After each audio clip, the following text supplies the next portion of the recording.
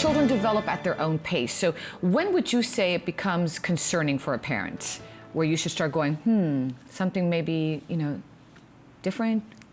I would say most parents really start looking at their children and questioning anywhere between the ages of 18 months to about 5 years. All right. Because at 18 months, we're expecting them to start showing a lot of social reciprocation. We're expecting them to, when we do play dates, to want to engage with the other children, and we do compare our kids to others. Right, of course. And we use that kind of as a gamut as to if we see anything that might be different. And once they start entering preschool and daycare, we really start seeing those changes. But there are some children also that develop slowly. I remember my nephew didn't talk as quickly as, let's say, my other nephew did, but then he caught up. So there are situations like that as well, right? Of course there are. And oftentimes we will see that each child's a little bit different in terms of their development. Some are faster, some are slower. It's more about just answering that question once you start having a concern.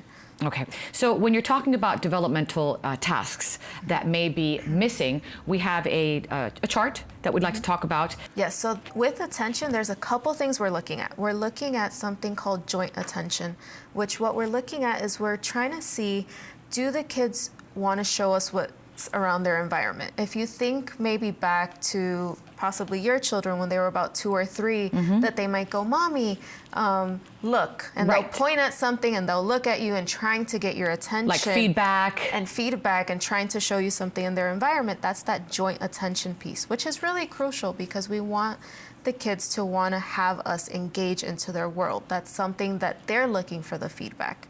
But then we also have that general attention piece. So are they able to sit down and can they hear a story for a couple minutes?